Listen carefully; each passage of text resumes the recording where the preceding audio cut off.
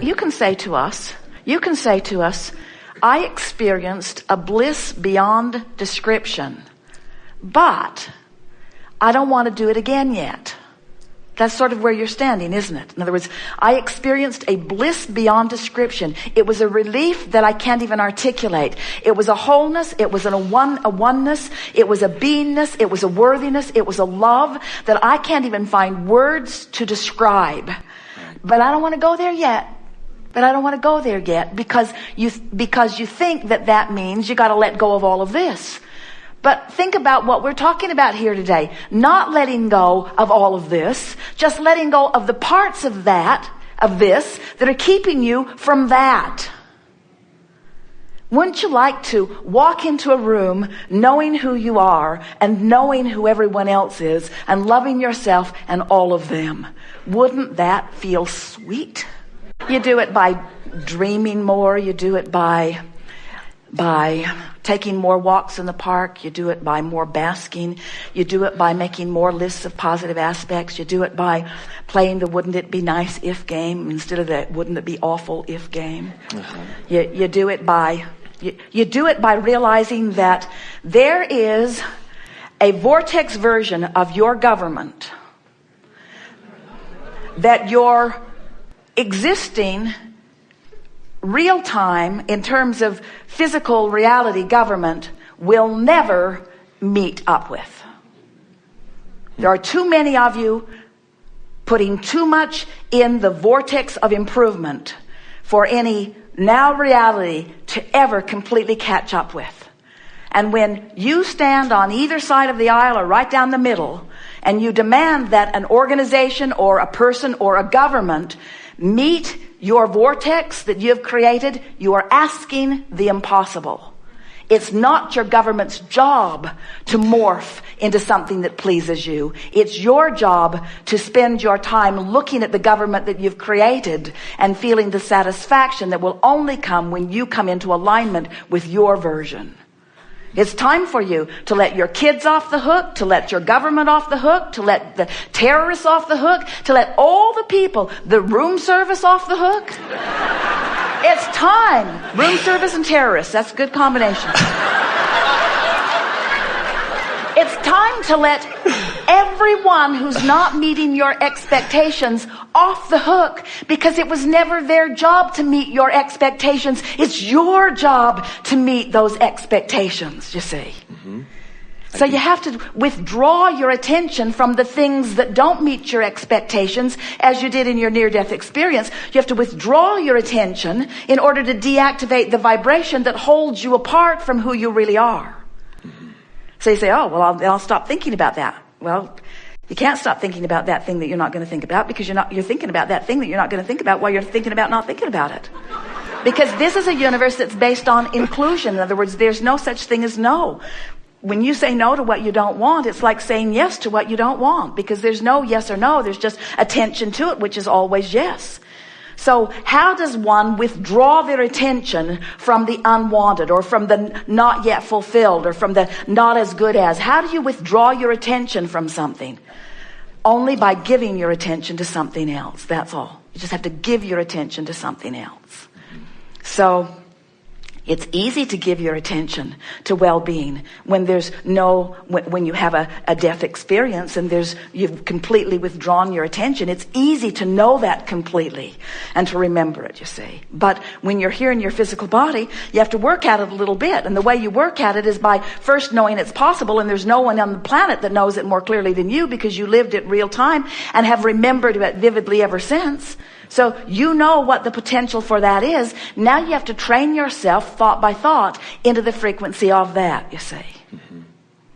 It's one of the best things about a gathering like this is that as you sit patiently listening to us, ranting on and on from our place of knowing who you are, as you listen a little while, you start knowing it too, just for a little while.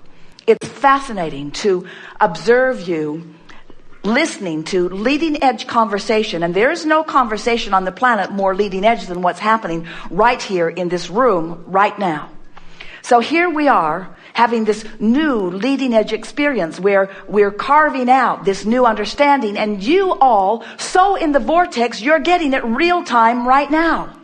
It's almost as good as being dead.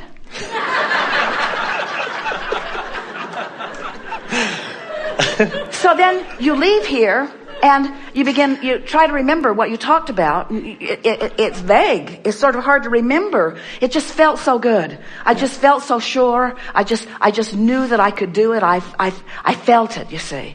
And so that's really what you're reaching for. Just keep acknowledging when you're feeling it, and try to feel it as long as you can when you are feeling it. And before you know it, you'll have such a proclivity, a vibrational habit of vibrating there, that the other stuff just falls by the wayside by lack of airtime. Wouldn't you like to see the oil bubbling up in that hole in the floor of the ocean and know that it's still all right? Wouldn't you like knowing that? Wouldn't you like knowing that the earth is spinning in its orbit and that the well-being abounds? Wouldn't you like to have such frequent glimpses into the vortex that mass consciousness has created, that you never, ever, ever again worry about humanity, about its survival, about its sustaining, about its existence? Wouldn't you like to know these things, you see? That's who you have to be dead in most cases to know that. But you all have the inside track on that. In other words, you now understand that there is a vibrational world that you can tap into in a knowing way. Wouldn't you like to be like Jesus, who could stand looking at someone who is dripping in illness and so know their vortex version that this version doesn't mean anything? That this version is so temporary, that the knowledge of who they really are and the wellness that they really possess, and that the wellness that they have really created and carved out of life, that's who they are, and just know it so powerfully that when you look at them, they know it too. And because they know it, it must manifest right before their eyes and your eyes and everyone else's eyes, because the illness cannot abide in a vibration that knows that much well-being. Wouldn't you like to be someone living, not dead, living, there is only life, but living. Don't you want to be that, you see? We teach meditation because when you have an effective moment in meditation, you've quieted your mind. And when you quiet your mind, there's no resistant thought. And when there's no resistant thought, you go right into the vortex. Yes. But we would rather see you in a state of frisky, or in a state of appreciation, or in a state of being in love, than in a state of meditation. And we teach meditation. People laugh at this, but we mean it sincerely. We teach meditation because it's easier to teach you to have no thought than to have pure positive thought. Yep. You give us a really good opportunity to say something in a very powerful way. Now think about it. You had an in the vortex experience. You had a moment in time where you released your consciousness and your awareness of this physical realm and morphed completely with source energy. Yes.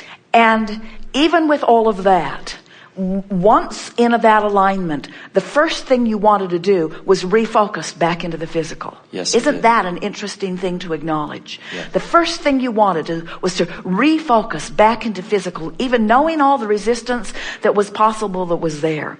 So when you begin to think about the idea of releasing thought and re-emerging into non-physical, which is releasing all resistance, isn't it even more an even more delicious thought to think about being fully focused in this physical body and in a state of non-resistance? Yes. In other words, isn't it even better than dying? Yes. To have practiced your way into the vortex in a really consistent way? It just doesn't get better than to be physically focused, tuned into who you are, and fully focused in a moment in time. So now you like the taste of that, don't you? So what are you going to do about it? Now you have to practice being in the vortex. So meditation is a really good way. You could do it when you go to sleep too, because when you go to sleep, you reemerge into non-physical, but it's not the same. When you meditate, you actually have the visceral sensation of non-resistance. So if we were standing in your physical shoes, we would practice being in the vortex in any way we could. We would meditate to do it.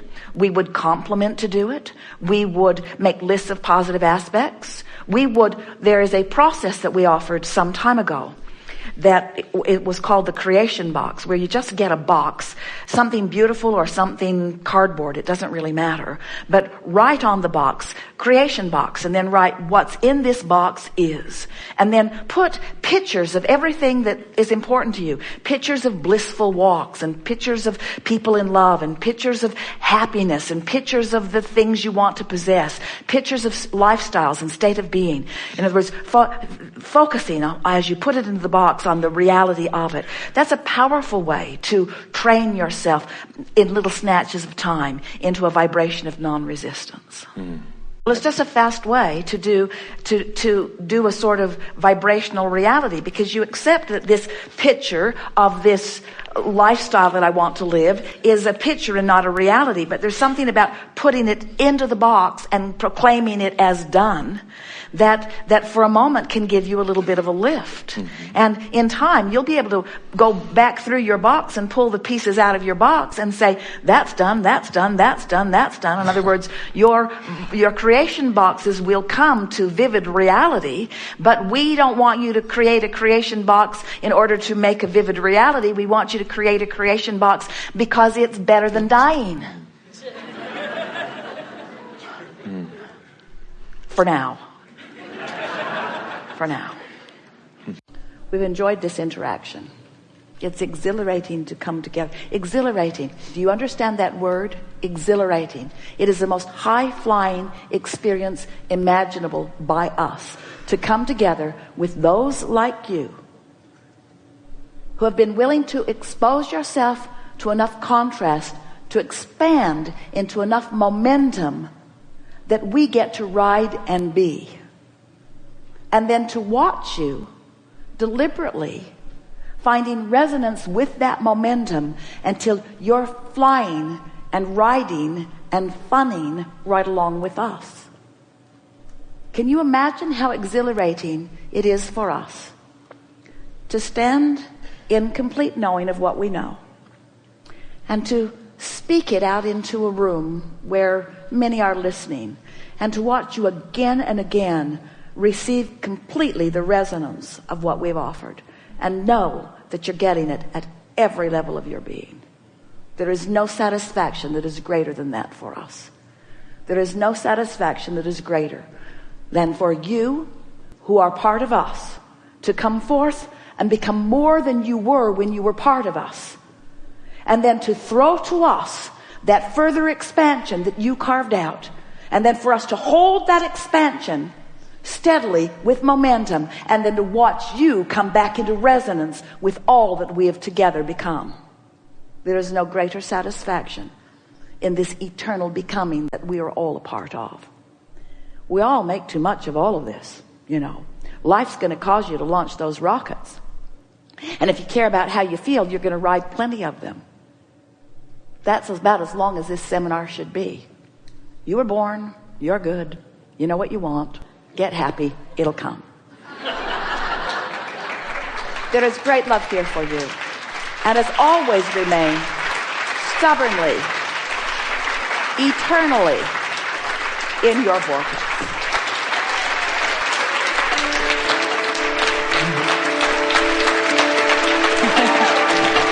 What a nice day. What a nice day.